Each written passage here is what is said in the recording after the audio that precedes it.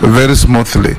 So if you finished with Honorable Wanda, talk about the degrees, come to Honorable Sholei, then I give another batch of colleagues to raise issues. We have about 20 of us, each one itching to ask you something. You know, agriculture is the bedrock of every lively activity of every individual in this country. Those who don't farm still eat what farmers farm. Sure. Can I interject? Yes. I was wondering, because we already have 1 degree and we can see it here, and we have other important matters. We can allow to tackle the other questions, and then he'll give that other document later. No, the question was asked, he has to answer it. Yes. Yes. Mr. Speaker, let me answer this question. Mr. Speaker, I'll give you a document which you'll be able to peruse as asked. And the issue that was an issue with the University of Nairobi.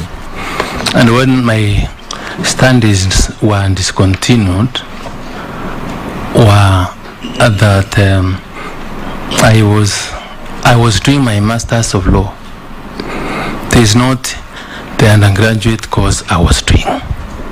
And I had been admitted to pursue a Masters of Law. And Mr. Speaker, I was registered that time. Let me make it very easy for you. Yes. Honorable Inturi. Yes. Do you have any dispute with the University of Nairobi that is alive over your LLB degree? None, Mr. Speaker. End of story. That is it. Yeah. Number 2, have you ever uttered anywhere a degree from India? No, Mr. Do you have a degree from India? And Mr. Speaker, yes. And the documents are here to support that. This matter has been canvassed in court in 2 cases, in 3 cases actually, in 2017. Their own documents here. And India. I will not be able to mention on that because the same matter again has been raised. The hearing for this case is on 4th of November. Issues around your Indian degree. Yes. Hold on. Issues around your Indian degree are in court. Yes.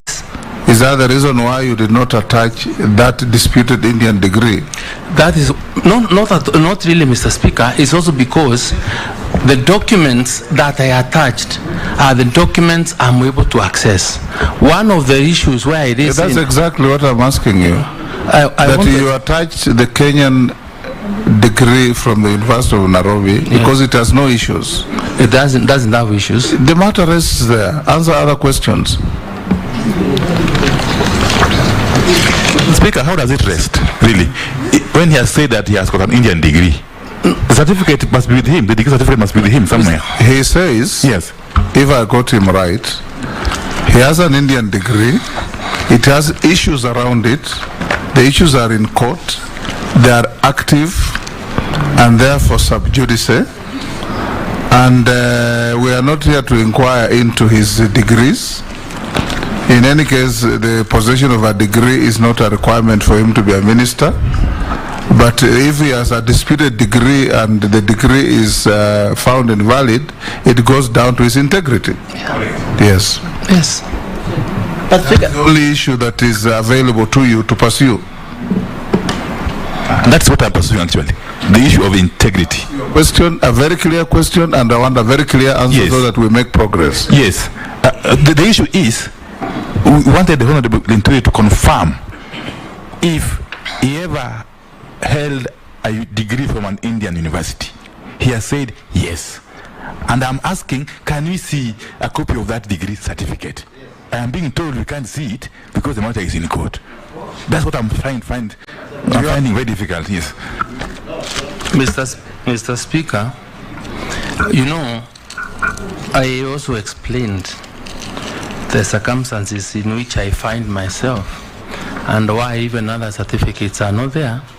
There is also a court order here that bars me from accessing my own house. where on documents. Mr. Speaker, I give up. Yeah, it is here. That's why I said that many cases, Mr. Speaker. And if I may read, this training the respondent. Hold on, let him respond. Honorable So, Mr. Speaker, even as I sit here, there are documents, my titles, my logbooks, my everything I can't access because there is a bar. Honorable Induri, there is an article written by Lord Denning called "The Witness Who Talked Too Much." Yeah. If you have an Indian degree, say yes. If you don't have it here, say you don't. The reason you don't have it, you are barred from accessing your premises where it is. We leave it there. Yeah, I don't have it here. Yes. Yes. You're just volunteering unhelpful information. Thank you, Mr. Speaker. Thank you. Thank you. Thank you. Let me go to Shirley's question. Answer the questions by the Yes, deputy yes, speaker. that's what I want to get to. Yes. And, but this document is important for you. Mr. Speaker, thank you. Let me get to the Honorable Speaker, I'm beginning to think that the candidate is actually avoiding to explain to us how you're going to transform the agriculture industry in Kenya. Let me get there. Because you're spending way too much time on the other questions that are not even relevant to this particular docket. But Mr. Speaker, I had asked a point of going to Mbos Sholei's question that the 25-year-old boy asked.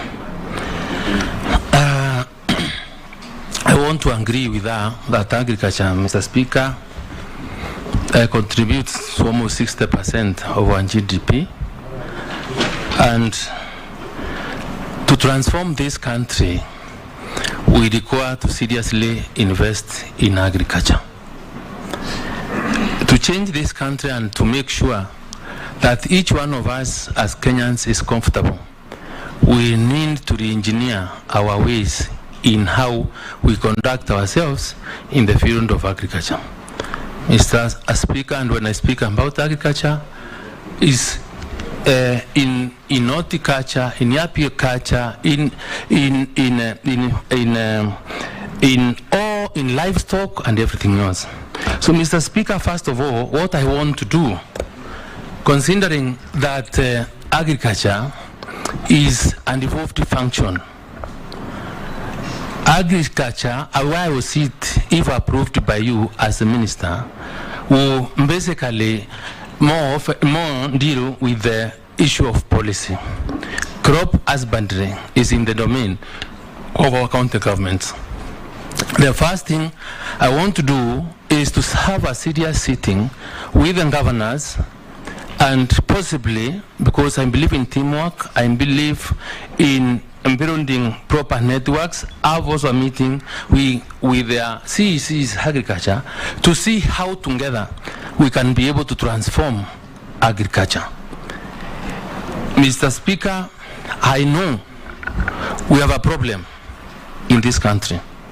I know the youth can easily be employed if we were to do our agriculture right and correctly. And I'm happy Mbos Sholei's children is really interested in doing agriculture. But if you were to speak to very many young men and women, and whose mindset I am willing and ready to engage to change, is that some of them have taken agriculture as a form of punishment. Many of them are afraid of that, and many of them, because of failure for a guaranteed way of trying to assess what incomes or what you can be able to predictably be able to assess from a crop, have made it very difficult for many of our children to engage in it. So I want to pursue possibilities of how we'll be able to encourage our young people and everybody else to get into the farms and do it. Mr. Speaker, I want to invite, including all the members of parliament here, we cannot be crying of lack of food when we are not doing it by ourselves. Before we get out there to cry, there is famine. what is it that we are doing as leaders from the family level to feed ourselves first of all? I want to ask, to call for a candid, robust discussion on how each one of us can be able to feed himself and run away from the reliance of going to markets to buy food when you are not sure where that food has come from. The question she asked you, the Honorable Inturi, is that what are your plans to ensure that farming becomes more profitable and farmers are assured of a predictable income? Mr. Speaker. Then combine that with a question from Ichungwa that it's your docket is the highest in employment multiplier effect. What are you going to do to ensure that agriculture becomes a major job creation engagement? Ichungwa, that was your question, right? Yes. Yes. And how you'll dismantle milk cartels in the sector. Take a minute to answer those three questions. Yeah, Mr. Speaker, we now have to see on how we can hand value to our agricultural products.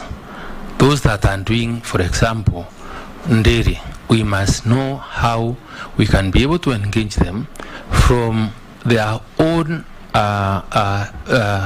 farms, from an area where probably you can be able to bring in farmers to pull together. See, for example, collect enough milk, see how we can have processors that can be able to hand value to our milk so that we're able to produce other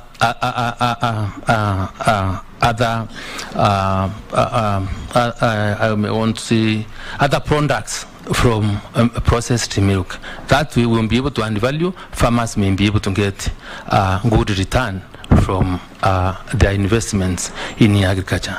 Mr. Speaker, if we were to be able to seriously subsidize on farm inputs, fertilizer, since we will be able to bring the cost of production of our food from whatever cost it is, because government would have taken some bit of cost by providing subsidies. That we may be able to encourage the farmer to create and see more value from his produce, from whatever he does on a daily basis. Mr. Speaker, I also want to say that if we were to make sure that there is good return, and if we were really to ensure that once a farmer is able to predict what price he may be able to get from the market, then we'll be able to encourage. I want to, Mr. Speaker, to adopt the technology so that I can be able to link markets. And from a platform, when we are sitting by application of e-technology, one can be able to check and know if I'm doing carrots and I'm in Meru or I'm in Washingishu, what is the going price of a kilo of carrots in Kisumu, in Nairobi, and whichever other market. So that way, one may be able to take his produce on how, or to any market that will give him the highest return. And finally, Mr. Speaker, I want to discuss with the county governments to implement the warehouse receipt system. The warehouse receipt system, Mr. Speaker, if implemented, we will be able to hold our food and our produce and be able to sell when markets or the prices of food are good enough for return of investment. Ichungwa raised a question on how we will be able to deal with the cartels in the ministry, and we intend to dismantle them. Mr. Speaker, I also want to say that I will invite, I want to ensure that when I get to the ministry with your approval, God willing, then I want to have a Kenya farmers database. The Kenya farmers database will be able to show me or tell me how many farmers do you have that are doing milk, that are doing cabbage, that are doing maize, or whatever type of a crop that there is. And that way, even when we get to making subsidies to the farmer, then we can with precision say which farmer is going to benefit from what subsidy, whether it's seed, whether it's fertilizer, and that we also would require an e-voucher system so that in partnership with our National Cereals and Produce Board or agrovets, we can be able to make sure that person that really benefits from the subsidies that we'll be giving as government are the really people that require that particular support. To increase productivity, Mr. Speaker, and for value, we also may have to go an extra mile to educate our farmers on what best crop grows where.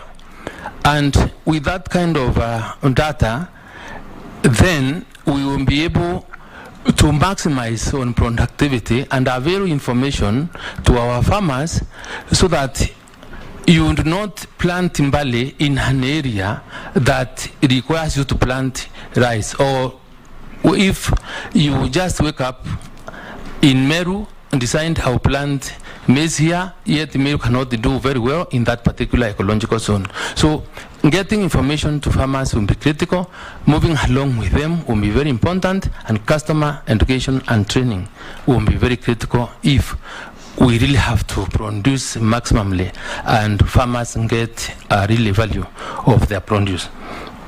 Mr. Speaker, to deal with cartels, as Echung was saying, these cartels are the same, are the cartels that when you give subsidies of fertilizer, they wait for the fertilizer, buy it, store, repack, and then sell those at exorbitant prices. We will require, Mr. Speaker, to really map out or be able to get the numbers that are supposed to benefit from these subsidies, and this I intend to use an e-platform where we will have a record of all the farmers that we are talking about, so that the final beneficiaries of our subsidies, our knowledge of the information that we want to disseminate as a ministry, then go to the right people. Thank you. I'll take 5. So note them and answer them. And this time, let's be conscious with time. And members, 1 question each. Junet, Owen Bayer, Robert Mbui, Ferdinando Onyonyi, Murugara. Everybody will have a chance. Thank you. Thank you, Chairman. Chairman, I wanted to ask the nominee, when he was giving the story of his life, how we went through, whether he has ever been to a seminary. Whether you have been enrolled to a seminary one time, but more importantly, what plan do you have to the collapsed sugar industry, like Moroni, Chemeil, Sony, Mumias, and Nzoia companies? How do you intend to revive them? Oh, sorry. Thank you, Speaker. The President, in his wisdom, has separated the Ministry of Agriculture and Irrigation. But we also know that statistics show that train-fed agriculture has failed this country, and irrigation is the way to go to spur agriculture. But as it stands now, if approved by this committee, you'll be Minister for Agriculture, but the docket for irrigation, for which you will depend on largely to produce food, is in another ministry. How do you intend to sync that so that your hands are not tied? Given that the President in his speech said that we intend to increase irrigation to 1.4 million in 3 years. How would you reconcile that? Will your hands be tied such that you will not produce food because you'll say irrigation is not in your hands? And also you find that there are some high productive areas in this country that have not been looked at positively by the previous regimes. farming in coconut, in cashew nut, in Bixa at the coast has not been given the due attention that it is supposed to have. And areas like coast have not been helping in growing the GDP in this country, and yet there's high potential in those areas. Look at these two questions, nominee. How do you work in the Ministry of Agriculture to support this country to grow the GDP in agriculture? Thank you. Robert. Yeah, thank you, Speaker. You know, Kenya is grappling with the drought, and a lot of Kenyans are going hungry now. So this is an extremely important docket, because the person who holds that docket has to deal with the issue of food security and ensure that Kenyans don't starve to death.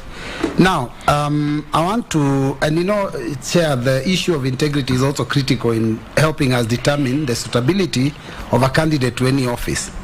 Now, in the 11th Parliament that I served with the Honourable nominee here, while he was serving as MP for Igembe South, the nominee presented a petition to members of Parliament to sign for him so that he could remove the then CS for devolution on the scandal that was rocking this country of about 1.9 billion of NYS. And members of Parliament did sign that petition. Mr. Speaker, I was one of them because he convinced me, and there were really weighty issues. But on the day that this petition was to be read on the floor of the House, the nominee did not show up, and did not show up for quite a while after that. And when he resurfaced, that issue seemed to have been put under the carpet. Maybe because we do not want a CS that might also abandon farmers. Maybe he can tell us why he abandoned members of Parliament.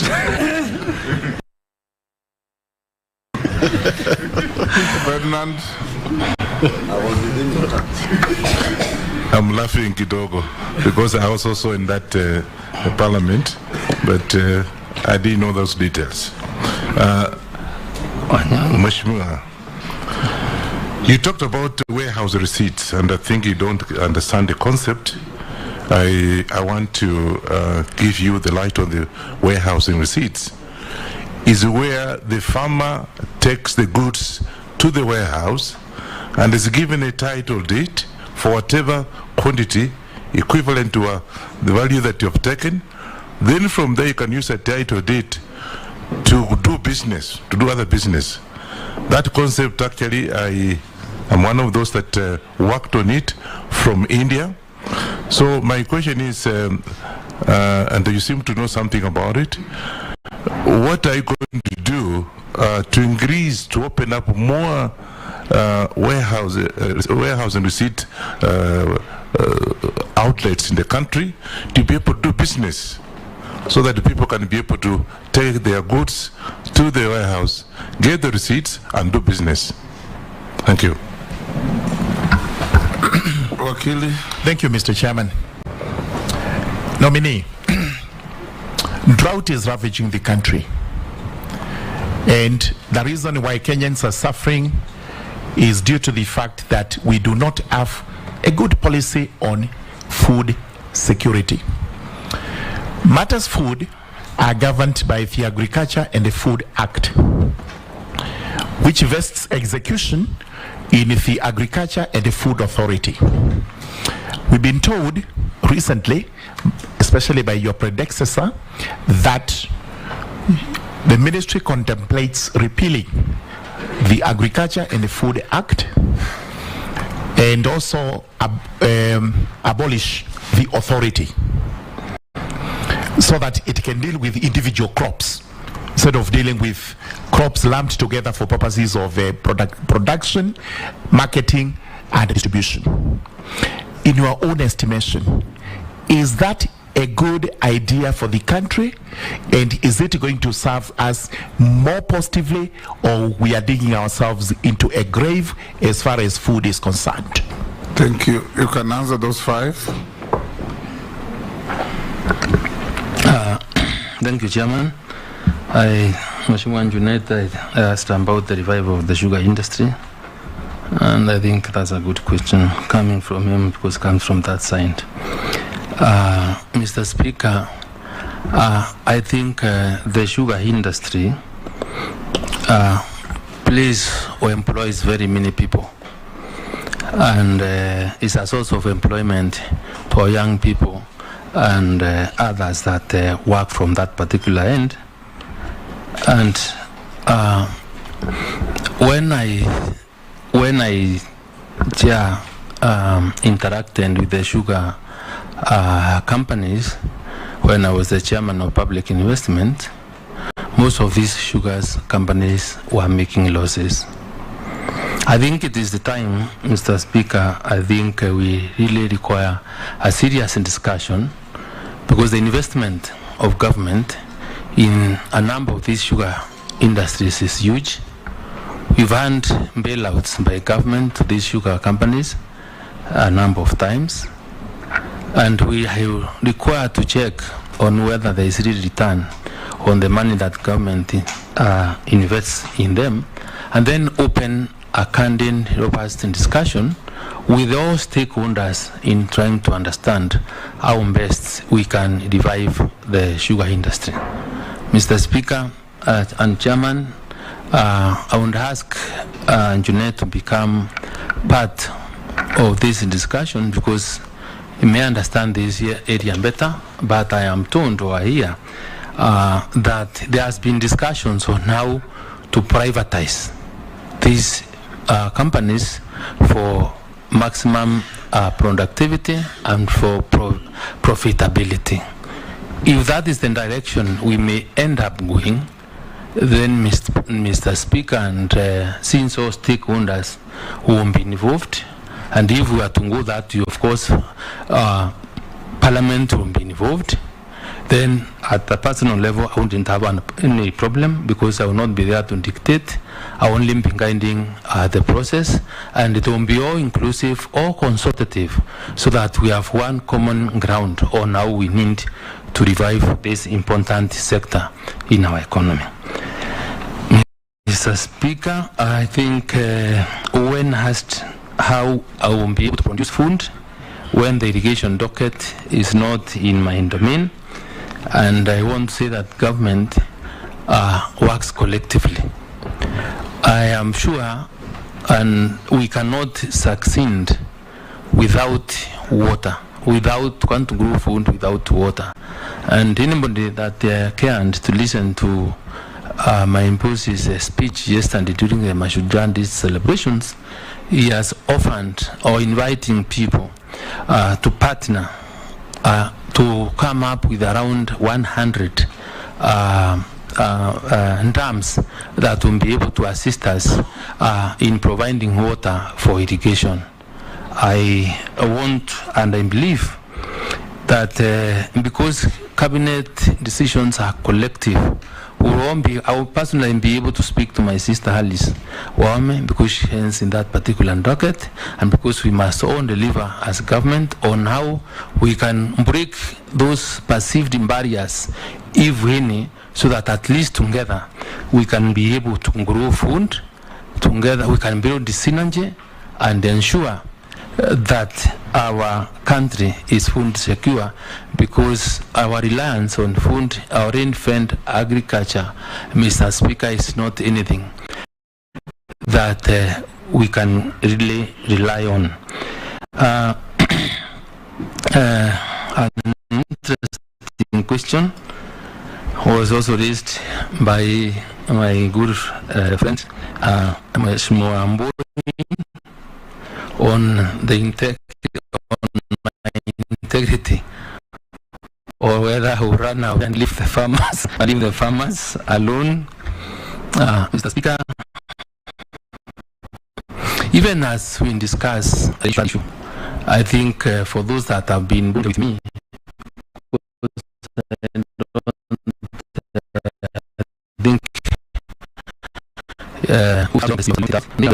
I think my record also speaks for itself in view of the committees that I chaired and the committees have done,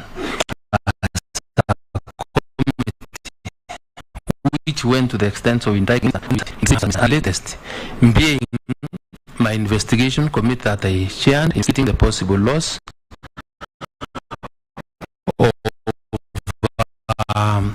of money of the Ruaraka land that where the country lost 1.5 billion. I don't waver. I am incorruptible. You can only persuade me. The draw of this particular matter, because that matter, Mr. Speaker, it is true. And a lot of support in the House. This that were in that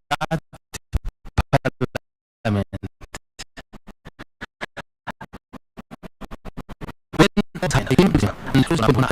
And documented every step that took place, what went on, who called who, where that letter was signed from, and that matter resent. Unless if it's, if you allow, Mr. Speaker, I can mention. You know, Mr. Speaker, this country, you allow me to explain the circumstances. Go ahead. Mr. Speaker, for those that have never known, you see, when a gun is put on your head, and you understand when you have a CEO who is almost a terrorist, then there are many people that cannot withstand the pressure, the intimidation, and the threats that exist.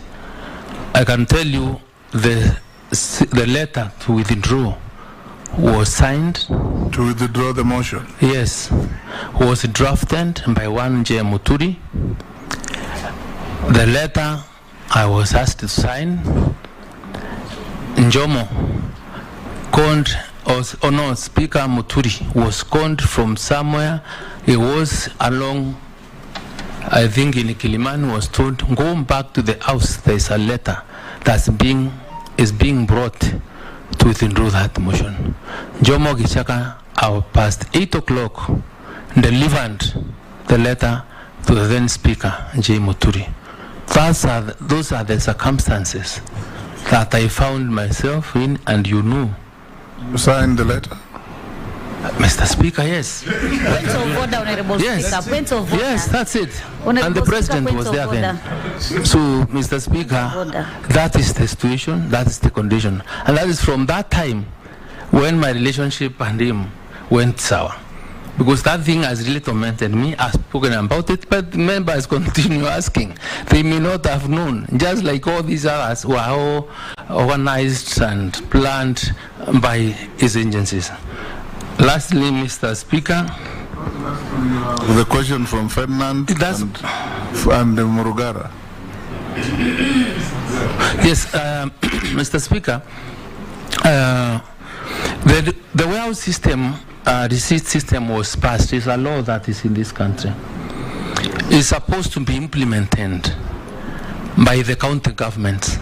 It is the county government that is supposed to license warehouses. And I think that we will not succeed if we do not work very closely with the county governments, and deliberately and intentionally work very closely with the governors. I even want to, I will maybe proposing laws to even operationalize this more, Mr. Speaker, because I believe food security cannot be a function of the national government alone.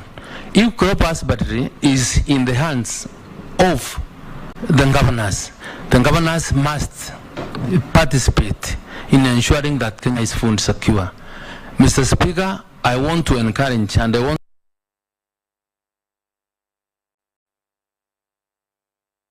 to propose to the governors when you sit down, and by use of this system, because this system, unless my understanding is different from yours, is where the licensed warehouse will be able to mop up the produce in those particular areas.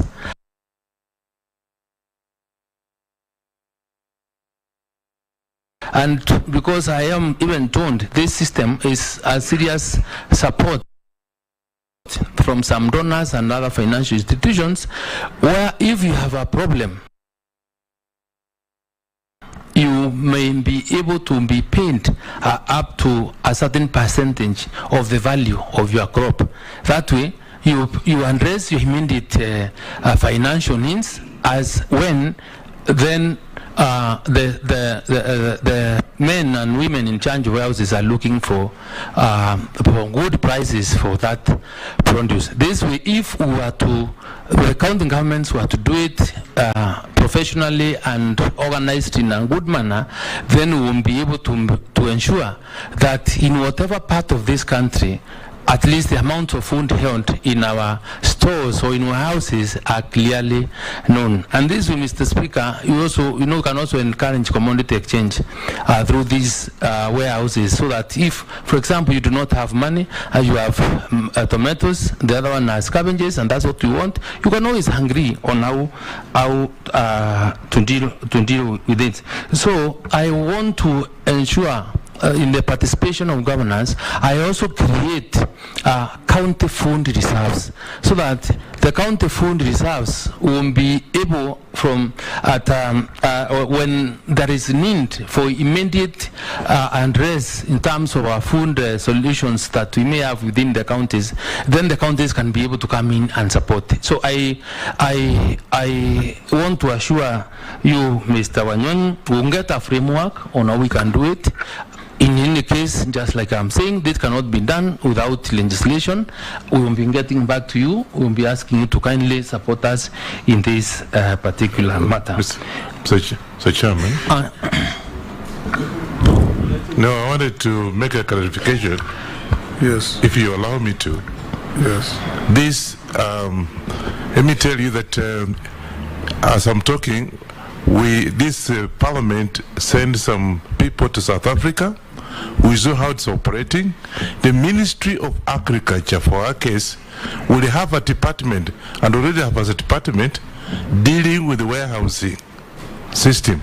In fact, as I'm talking, the outgoing minister opened a warehousing system in Kitale, which I witnessed, and I think 2 other places. So just tell us that if you are given the opportunity, you'll be able to come up, you'll be able to enforce the already established system, so that can be able to move, as you are saying. Thank you. Mr. Speaker, I am willing and ready, if approved, to engage. And those systems that are functional. Thank you, Chair. I didn't want to disturb. I wanted to wait for him to finish. But when Wanyonyi did, I thought maybe at this point I need to clarify that on the question I had asked, and this has to go on record, Chair, that on the day that this petition was to be presented to Parliament, it was not withdrawn, Mr. Speaker. It was on the order paper. But what happened is that the nominee did not show up. So that is a report that was in the House. That is what is unanswered. It was called out, and he wasn't there to move it. So I wanted that to be clear, so that, for the record. Thank you, Chair. Mr. Speaker, I am not trying to defend myself, but he knows at what time, in most cases, the under papers are out. I've seen the Speaker was called very late in the night, and the letter was taken to him. So I was not in charge of the Secretariat of Parliament or how that got it there, but that is the truth. And I can always also go back to check the answer and what I recorded that particular time. Point of order, Chair. Speaker Murukara. Yes, Mishi. Point of order, Chair. Honorable Chair. Does that insinuate that the nominee is weak and cannot withstand political pressure? If Nje Mutori can bully you to sign a letter. Not by Nje. Chair, Mr. Speaker. Maybe, Chair, not to interrupt Linturi, but may I also make disclosure that it is in actual fact myself who got the Honorable Linturi to Jacaranda Hotel, if he remembers.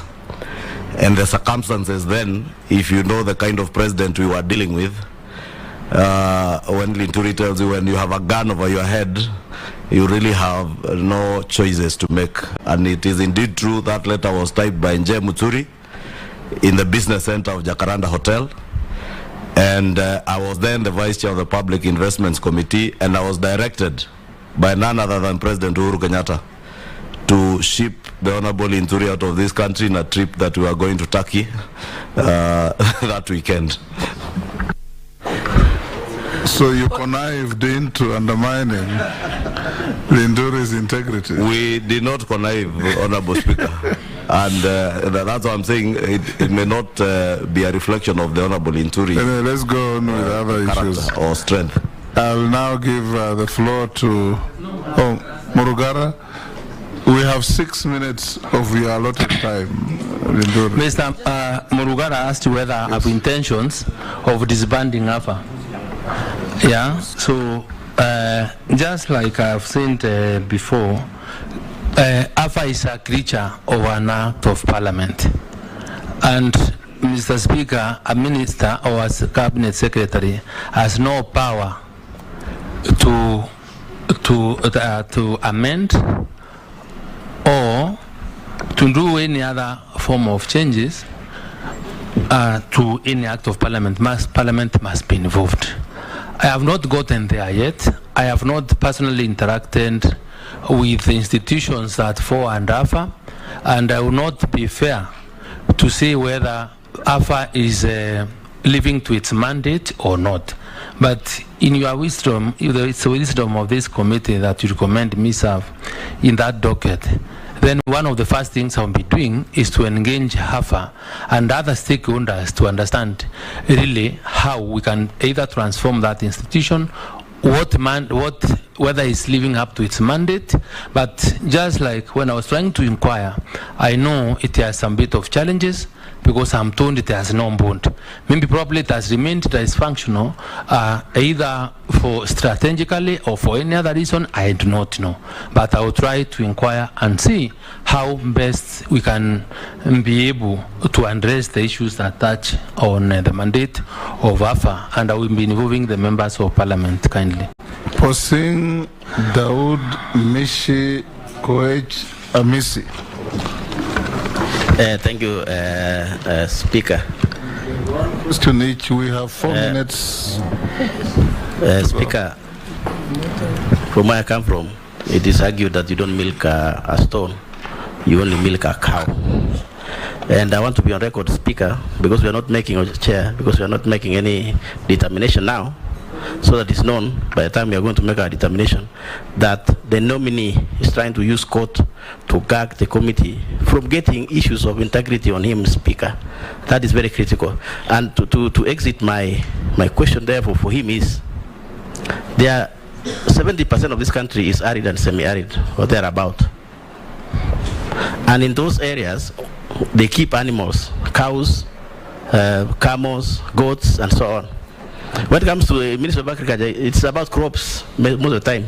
Should you get an opportunity, Honorable Inturi, what new thing will you bring to this 70% people living in 70% of our country in terms of recognizing cows, camels, goats as assets, as investment, so that, Honorable Chair, they can be collateral. Somebody can go to bank and get some assistance. We are keeping things which don't help us, Honorable Chair, until when they are sold or they are slaughtered. So what will Honorable Linturi bring that is new, that will give hope to this 70% of the people living in this country? I thank you. Thank you, Chair. Congratulations, Honorable Mitheka. And I thank the President for nominating you. My question is, you stood for election as a governor, as you have already said, and you got more than about 190,000 votes, and that was good. You had a manifesto as a governor, and there is a manifesto of Kenya Kwanza. Could you probably tell us the cross-cutting issues between your manifesto and Kenya Kwanza, and if there were variances in your manifesto and Kenya Kwanza? You have said you will work with the governors. Will you work with our governor, Meru governor, in doing whatever you're going to be doing if you are put in this place? Thank you. Thank you, Honorable Speaker.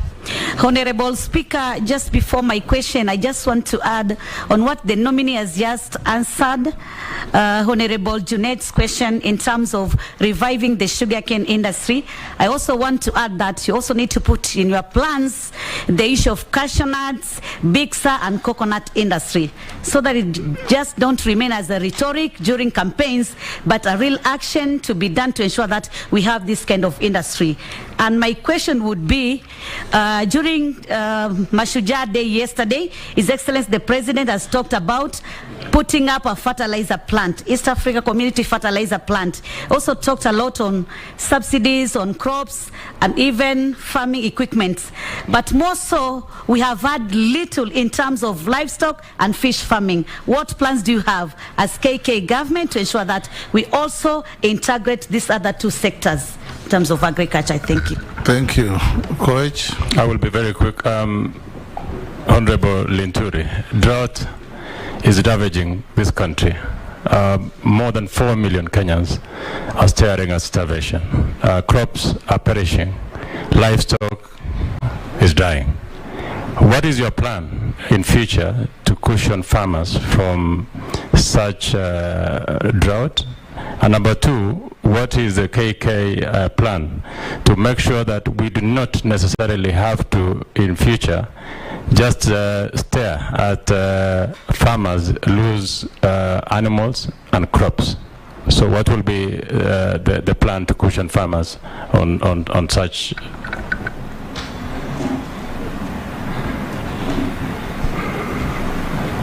Do I, Speaker, do I answer? I think I was to ask another.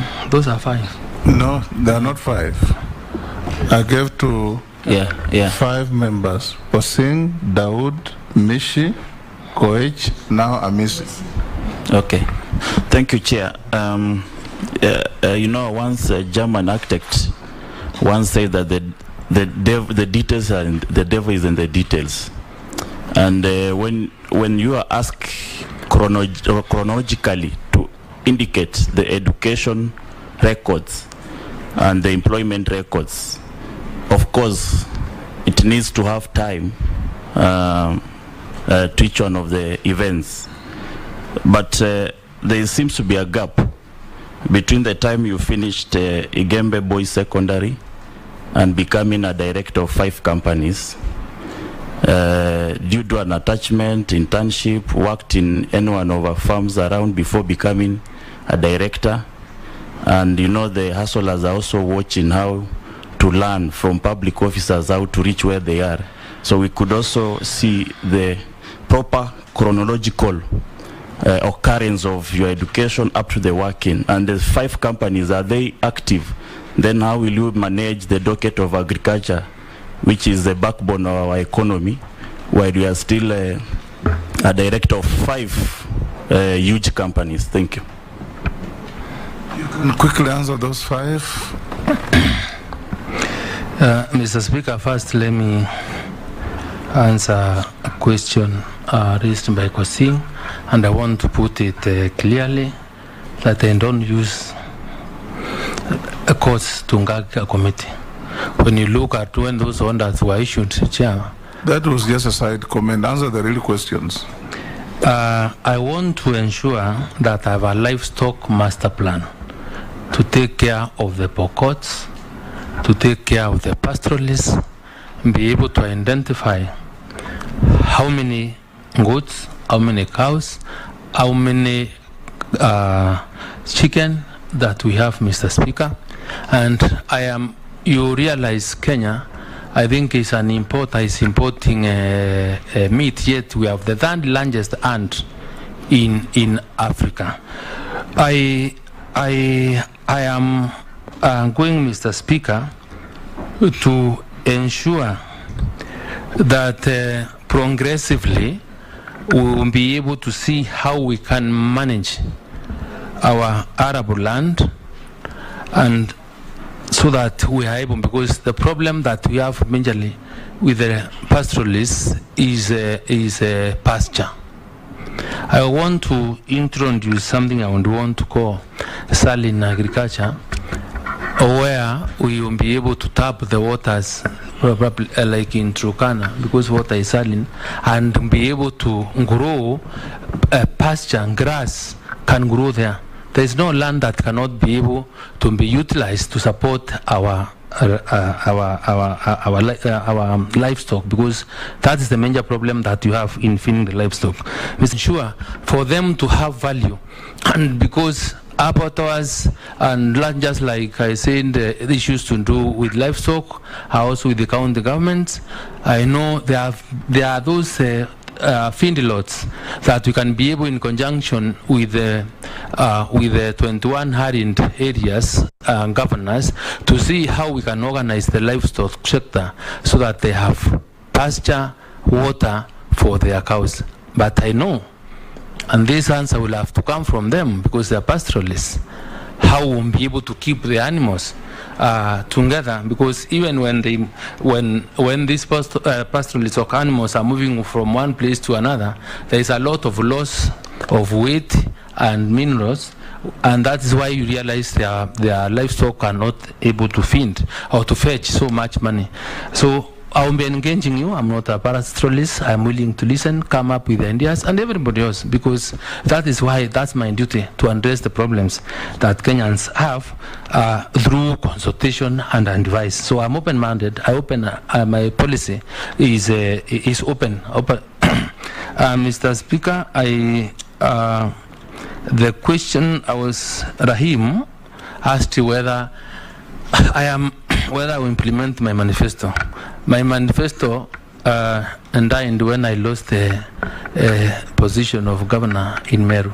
But I want to tell you that manifesto borrowed seriously from the Kenya Kwanza manifesto, because we are in those consultative meetings, and I wanted to align my thoughts and ideas along the Kenya Kwanza plan to address the problems of our people in Meru, because I would not have done it alone without consultation, without working closely with the national government. So whatever we talked about and whatever is in the Kenya Kwanza government manifesto is what going to plan. That's the campaign I'm going to lead to espouse on government policy and agenda for us to be able to serve this country, and in a manner that is so inclusive. Mr. Koech, you talked about drought ravaging the country. It is true that there is drought, but allow me to say that we have and people are almost losing lives because of lack of food. We'll have immediate, medium-term and long-term plans on how to can deal with this situation. And one of the things that I think and the government has already started doing is the provision of relief food to those people that are quite vulnerable.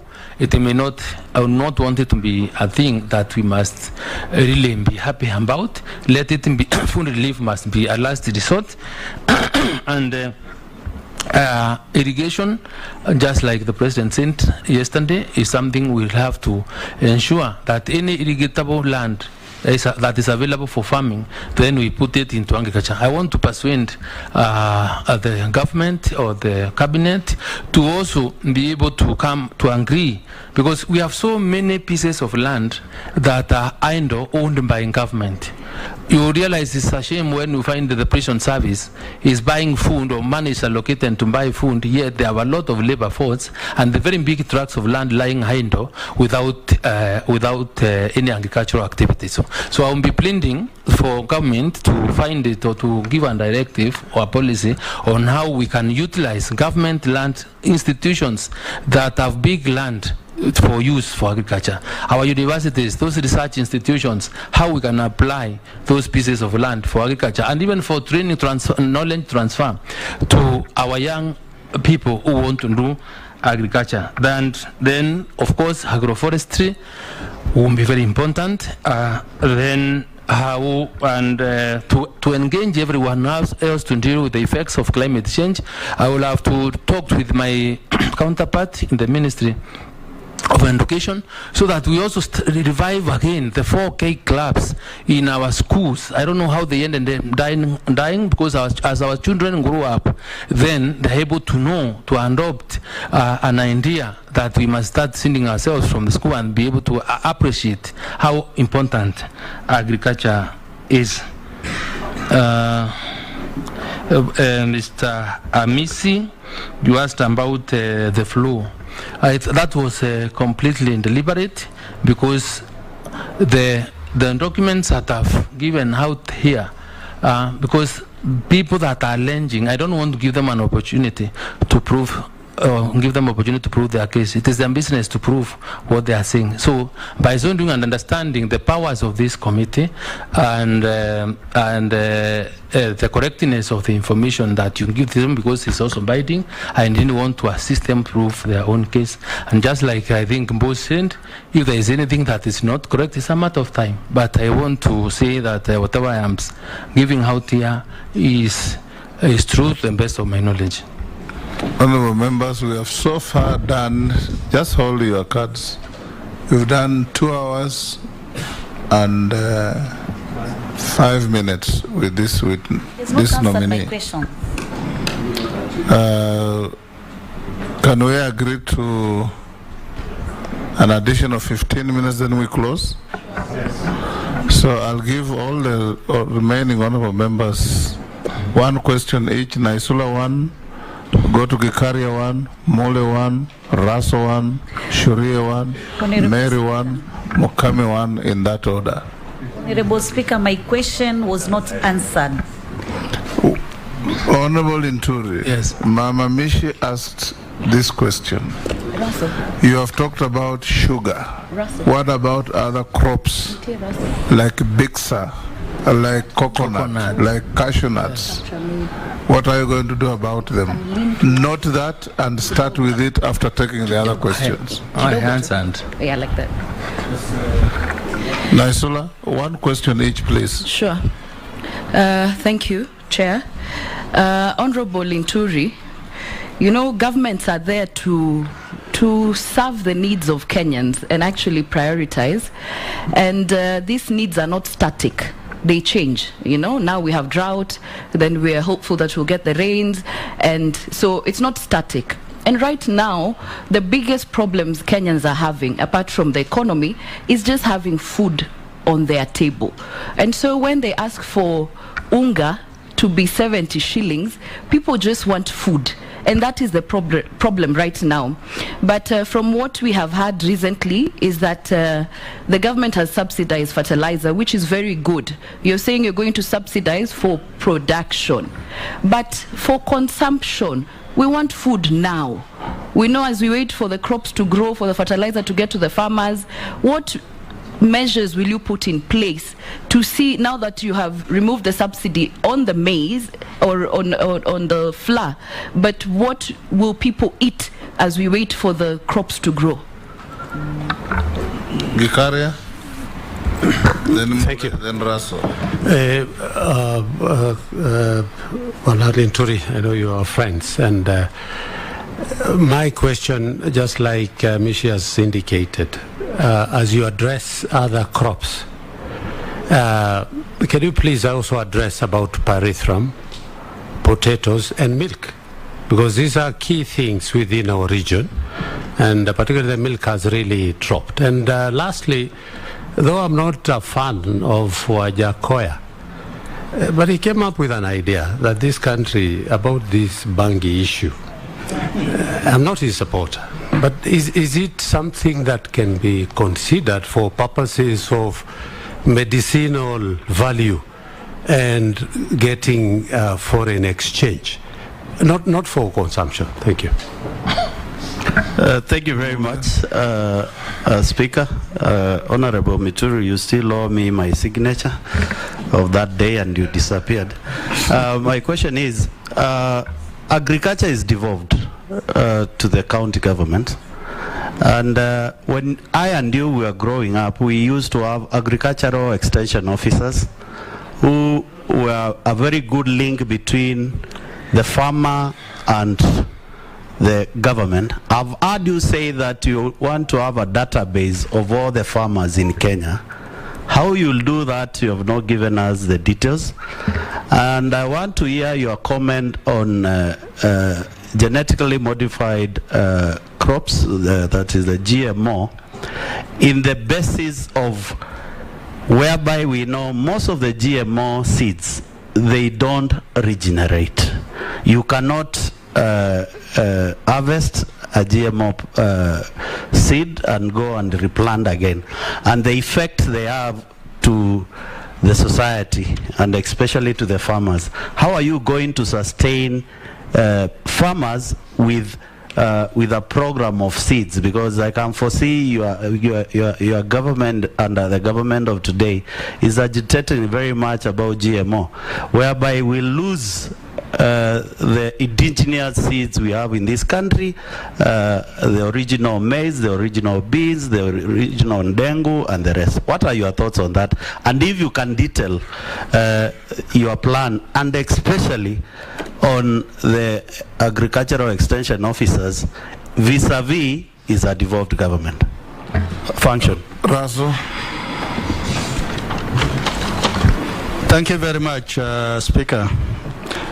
Honorable Linturi, agriculture to GDP contributes 24% and employs 60% of the Kenyan workforce. So when you say that agriculture is devolved, it is devolved, then I see you are likely to run away from the main issues that affect the Kenyan. But that is not a debate. I don't want an answer. But my main question is 90% of meat consumed in Kenya comes from the arid and semi-arid land where the pastoralists live. You have not talked about the livestock. And I foresee if this committee is going to approve your nomination, you are likely to talk about miraa, tea, coffee, pyrethrum, and other crops that is grown in less than 10% of the Kenyan land mass. Tell us, what do you have in mind in terms of bringing livestock to be one of the main GDP contributors for Kenya? Thank you, Chair. Sharia. Thank you, Chair, and I echo my colleague here. I hope you'll come up with a good plan for the livestock marketing and livestock production. And my question is, what is your take about the Galana Kulalu project? Thank you. Chair, with your permission, I have 3 concerns and I'll be very brief. The first one is a question that I've been requested to ask. The warehousing receipt system. Chair, I'll be very brief and very fast. If you convey an outsider's question, you surrender your own. Okay, it's related to what I wanted to ask, so I'll just combine. The warehousing receipt system has been put in the Ministry of Trade under Executive Order number 1 of 2022 by the President. Whereas the Act and the regulations was done by the Ministry of Agriculture, and it was meant specifically for crops and livestock. So how does that misplacement sit with you? And because it's related to what I wanted to ask on, Mr. Speaker, currently the government is using National Serious Produce Board warehouses to store the fertilizer, the subsidized fertilizer. So my concern, because we represent farmers from the rural areas who need to access this fertilizer, what plans do you have in terms of distribution, ease access, and short distances? Because you'll find this depot is in one center within a county that is so wide, and it has got several sub-counties, because that is contributing to corruption that is still being experienced because of the long distance and what have you. And as I conclude, Mr. Speaker, the issue of segregation, because now GMO is going to be commercialized in the country. Kenyans are concerned. What are you going to do to ensure there's that distinction in terms of, if I'm going to the supermarket and I want to buy a non-GMO product, are you going to have plans to ensure that there's that segregation? while at the same time ensuring there is safety, and how you're going to counter the risk. I think I'll leave it there. The other one, my colleague asked. Thank you. Mheshimiwa Mukami. Congratulations to our nominee. Thank you. Honorable Inturi, I want to ask you one question regarding the grantee minimum return.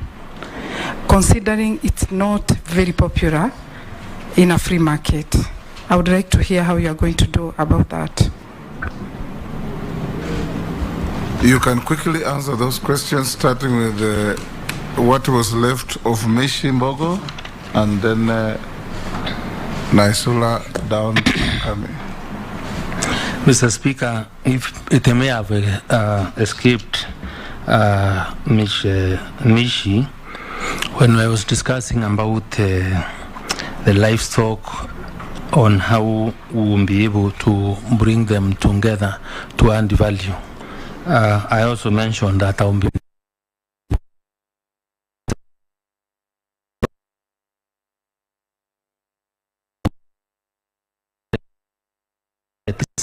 and we will not achieve adding value to them without us working together. So if it's for coconut and other nuts that can produce edible oils, because there are many that are there. So I'll be open so that we understand how it can be done. What costing? In any case, I think there is commitment from government to add value, so that we can, within the value agricultural value chain, we can be able to get more. So because there is that goodwill, it's not something that we'll be starting. It's something that I will be following up with all the stakeholders so that we work together.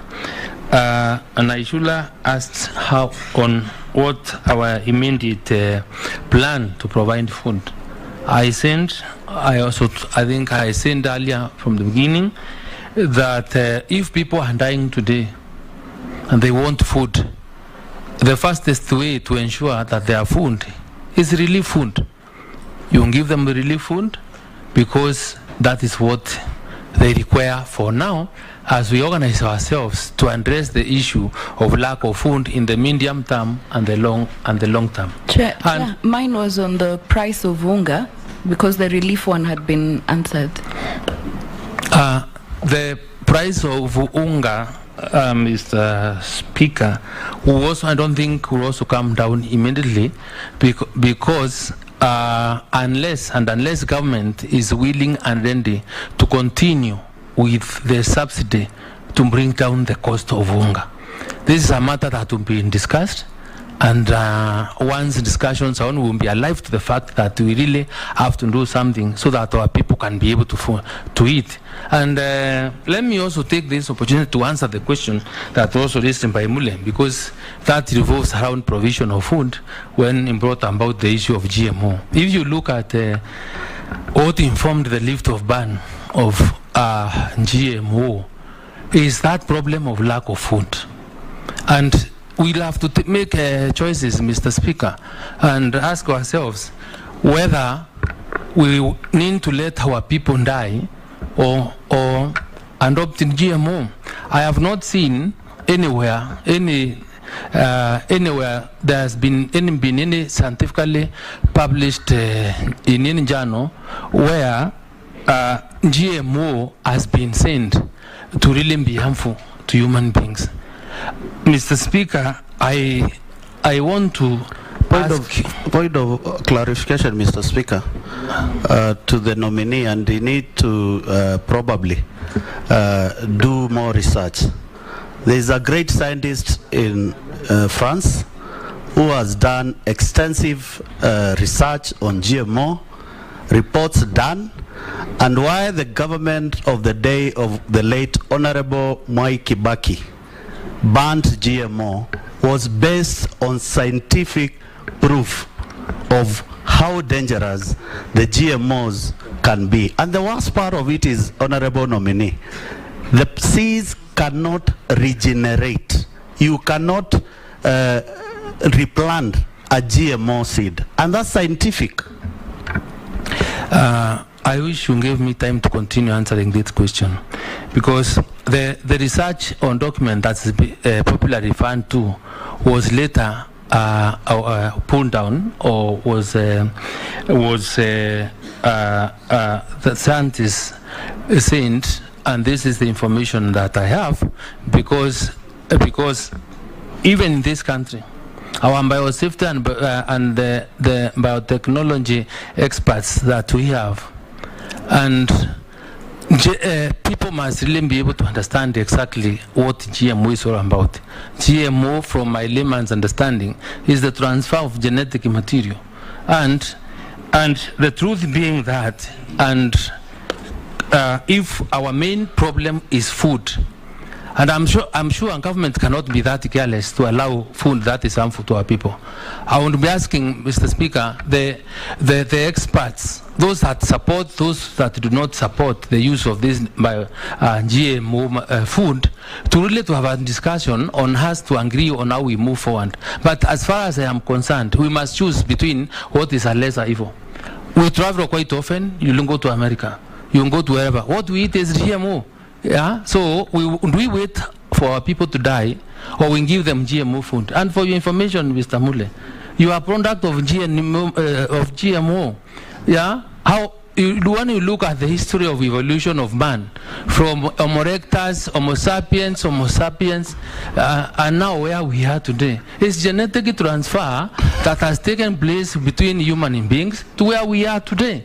So when you graft trees or mango, or lime and the orange, you fuse them together, produce something else different. That is genetic transfer.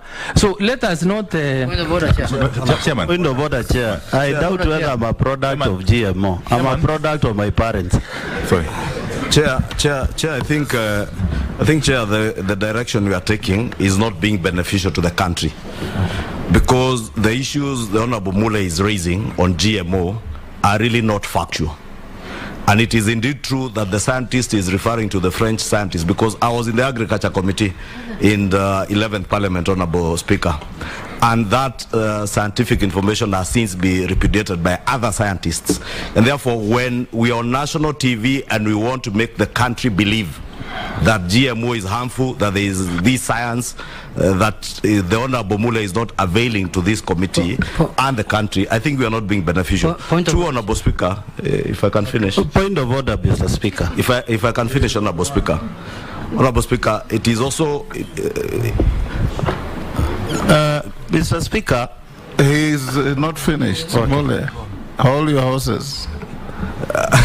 Thank you, Honorable Speaker, for that protection, because I was saying we should not use this process, Honorable Speaker, of vetting to try and play to the gallery in terms of demonizing what is otherwise government policy. The Honorable Inturi is not yet Minister for Agriculture, and as members of Parliament we will have the opportunity to interrogate through the relevant committees the issue of GMO. And there is no government policy today that is saying there is no Kenyan farmer or any Kenyan who will be forced by government to either consume or plant GMO food. It is a choice you make. And it is indeed true in America. When you travel to America, you walk into a shop, you have the choice of either buying what is organic or GMO. And I want to believe that will be the policy of government. Point of order, Chair. Yes, Jeanette. Chairman, I wanted also to bring to your attention that first I want to tell my leader, the majority leader, that he is the majority leader. He is not going to become the Minister for Agriculture for the next 5 years. The man who has a chance of becoming is the nominee ahead of us, if he is approved. I think he's competent enough to answer those questions. Secondly, Chair, the issue of GMO is a government policy. It was approved at the last cabinet meeting of the government. So it is important to interrogate the nominee very well on a government policy that he's going to implement, because he's the implementing authority as the Minister of Agriculture. So, Chair, it's in our place as a committee to know from him, as the man who's going to sell the seeds of the GMO to Kenyans, whether those seeds are safe, what scientists are saying, and what is his thought to make sure that the people who want to eat organic food, and the people who want to eat the GMO, eat GMO food. Mine was just a point of information, Madam Chair, that the theory of evolution of man as propagated by Charles Darwin had nothing to do with the genetic engineering. We don't even need to go there. He had no scientific basis for saying that, so we don't need to go into that. Yes. But continue responding to the questions as raised. You had reached Russell. Mr. Speaker, let me also hand up that... And avoid Honorable Induri making unsubstantiated scientific statements. Yeah, let me also hand because for sure Mule is not a product of GMO. I don't want to take that trajectory, Mr. Speaker, but let me end and say that the Ministry of Agriculture and Government, there are certain institutions that have different mandates. Kenya Seed Company, Mr. Speaker, has the mandate to scale up or multiply seeds that are used by our farmers, and there will be that opportunity. There is opportunity for government to grow enough or to germinate enough seed for use by enough seed for use by our farmers. Mr. Speaker, if our immediate problem is really food, and of course government will be guided by best practices from other jurisdictions that manage or that consume or use GMO, won't be guided by one of the organization guidelines.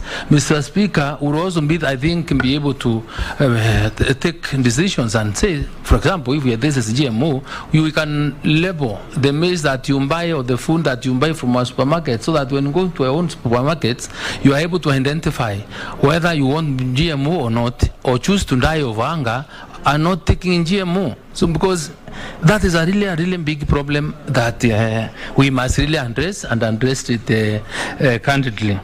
I was asked about I think is Raso about livestock. Livestock, Mr. Speaker, is an area that has really require serious support as far as I am concerned. And I mentioned Raso that will be consulting with the farmers and the county governors, especially from the 21 semi-arid areas, on how we can be able to ensure maximum productivity and reap most for our farmers through livestock. We'll be proposing, since counties have holding areas, they used to be called holding areas for livestock, whether they can see how we can be able to establish food laws so that those animals that really, for us to gain more, can be fed from there and the weight, and then you have maximum that you can gain, because you have an institution like KMC that will be able to take up your livestock for commercial. We'll also have probably proposed off-take programs so that when there is drought a time like now, and ask government to also to keep a reserve, just like we are providing for food, strategic food reserves. We can also be able to pursue any government to provide for Akite that will be able to buy livestock during those drought, those very handy times, for purposes of making sure our farmers do not lose their livestock. There is also a livestock insurance program which you can also really bring in, so that in the event of loss of our animals, then the farmers really do not lose. But all this will happen, Mr. Speaker, if I have that opportunity to discuss with the people that are technical in the ministry, that will advise me, and then we'll be able to appear before you as members and the leaders of this country, because you are the people that are exercising raw power from the public in terms and agreeing on how we want really to our country to move forward. Mr. Speaker, I was asked something to do with the Ngalana Kulalo project, and from I think where I sit, the whole idea was from this was to provide proper infrastructure for investors to come in and do agriculture. But Mr. Speaker, this project, in my view, is good. Something we really need to see how to revive it, because the whole project was condemned because from the first season, because the production that came out of the 10,000 acres was not able to meet the cost of investment, and people thought that was a scandal. There is no way you can have such huge investment and expect to reap benefits in the first decision. So, Mr. Speaker, to address the future problems of our country, we must face this dragon end-on, and I think we will not shy away from dealing or improving infrastructure on Galala Kulalu, so that we can have investors to farm.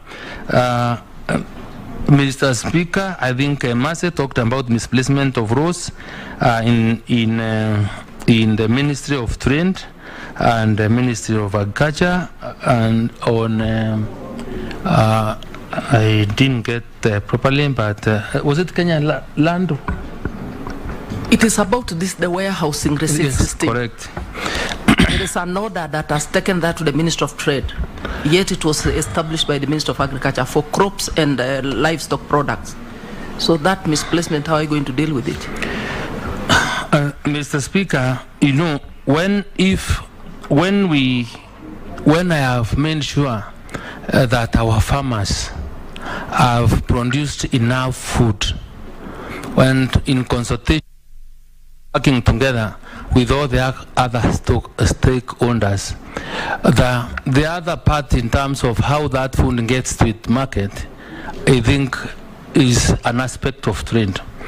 Where there will be need for us to consult with my brother Moses Kuria in addressing this problem, I will be willing and ready to engage.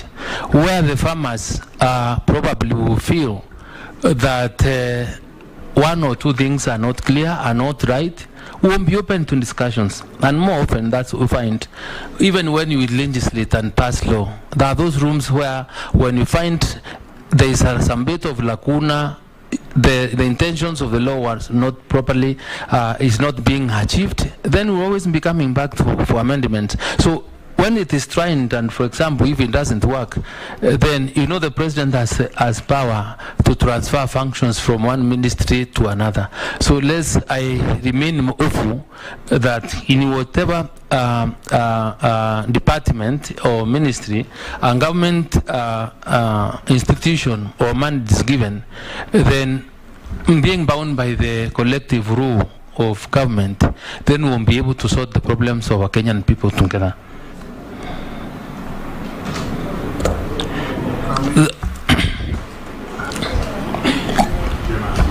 Okami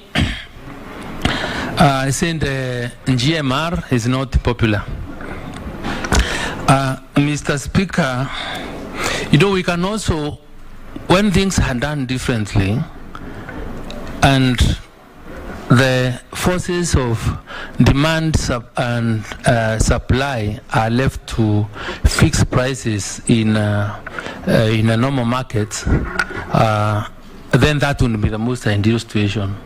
Mugami, I think we can still achieve this if, for example, we were to ensure as government we are able to bring down the cost of inputs to a great level.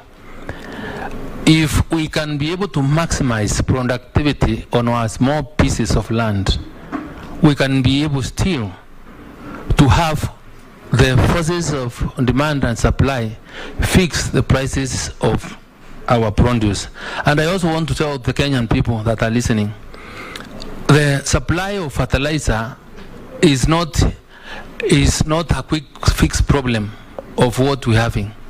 We are trying to support farmers to apply that fertilizer to the soils that need fertilizer. And that's something that we've not really discussed seriously about, because whenever government gives us subsidies on fertilizer, everybody goes running to pick fertilizer, even for soils that do not need fertilizer. So as a ministry, I want to ensure that we provide necessary information, we'll be able to test our soils and advise our farmers, and probably come up with a new platform where farmers will be able to know what fertilizer to use in what particular soil with certain pH. That way we will be able to achieve more productivity.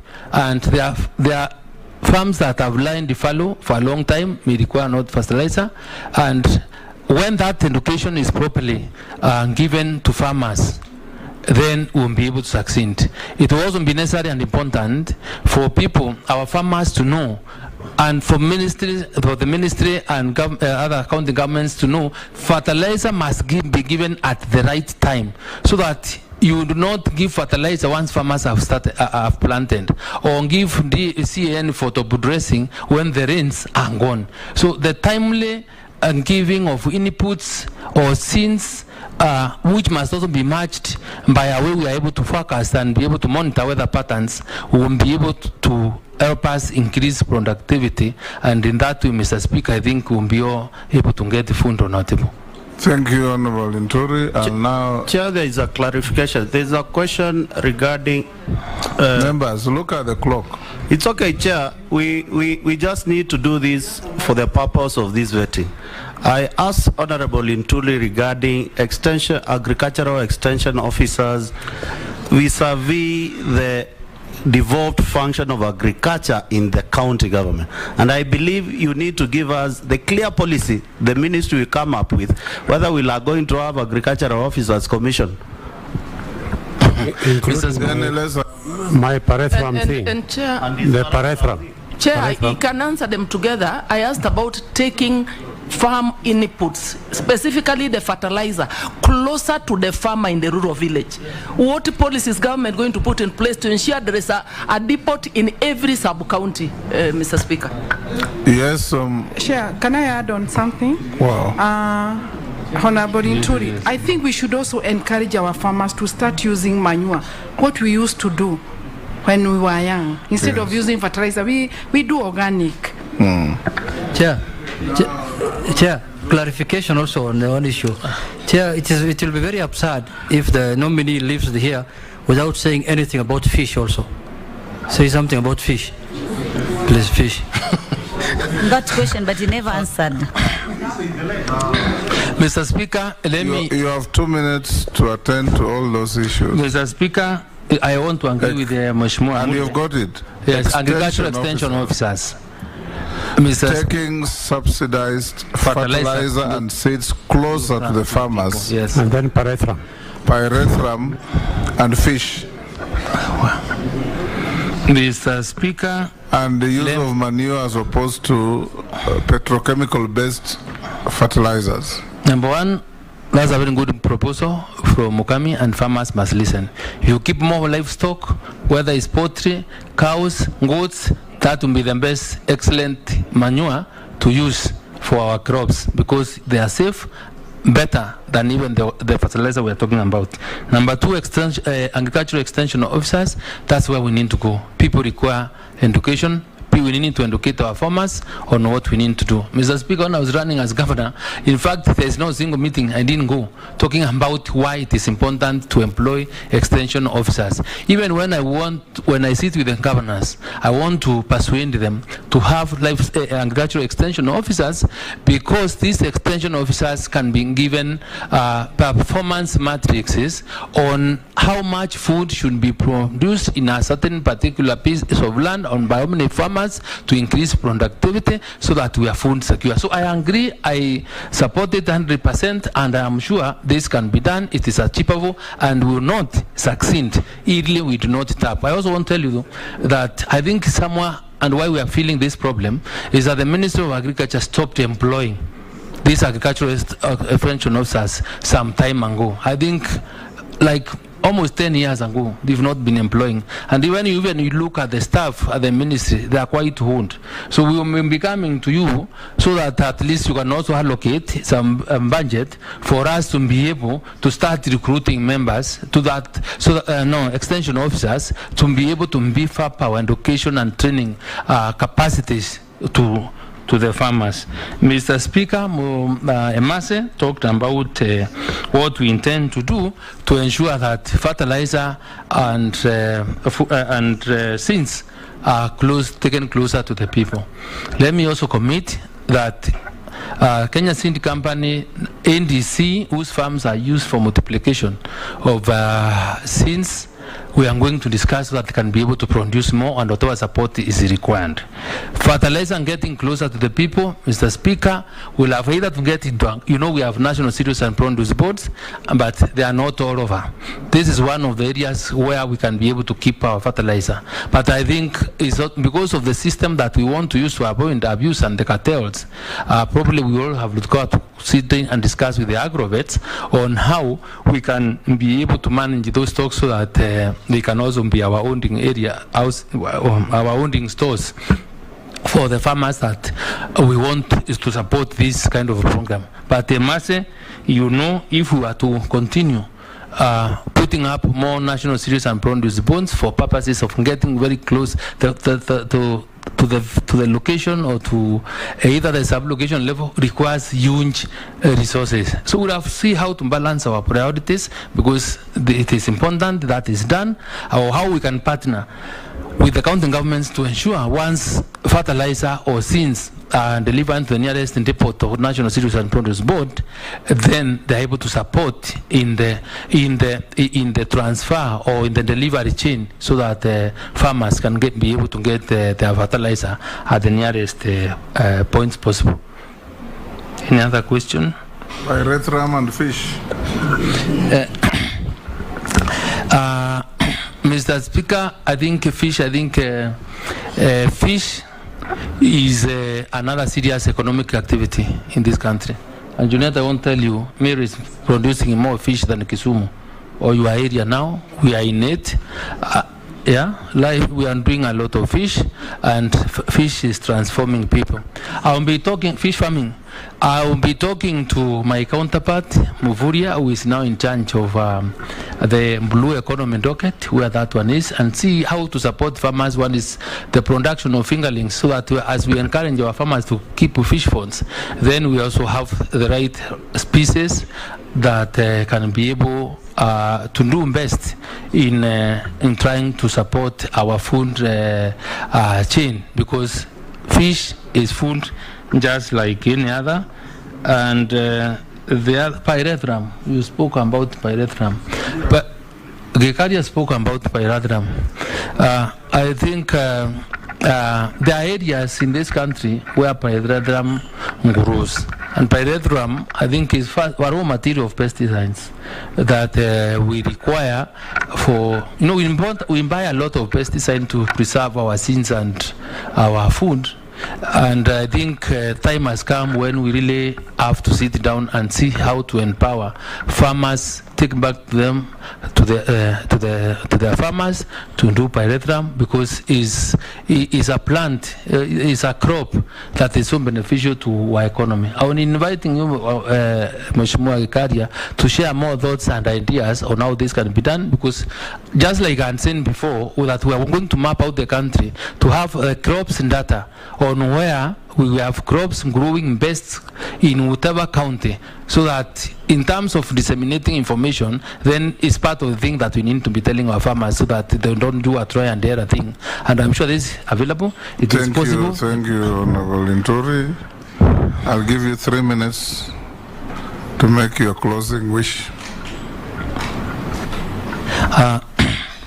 Mr. Speaker, I want to thank this committee for giving me an hearing, and I have given you 2.5 hours. All your colleagues have been having 90 minutes.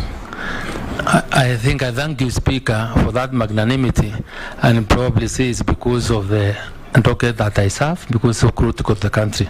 I want to ask you and persuade you that in your wisdom, Mr. Speaker, that this country requires all of us.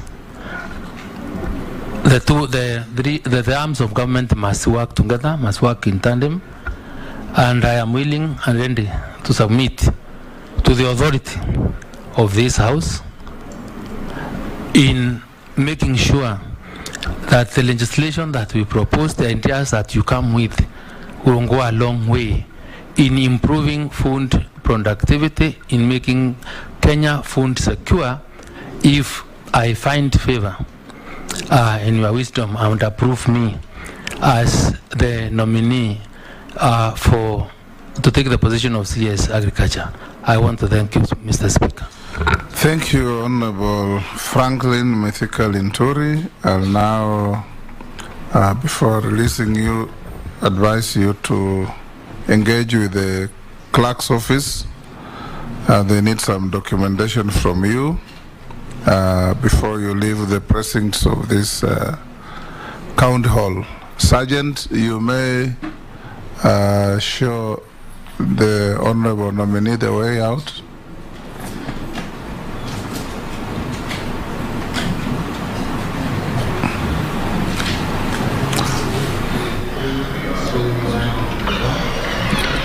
Franklin Mithika Linturi akiondoka hapo kikaangoni amechukua takriban saa 2:30 kujieleza mbele ya kamati ufahafu wake na uwezo wake wa kuhudumu katika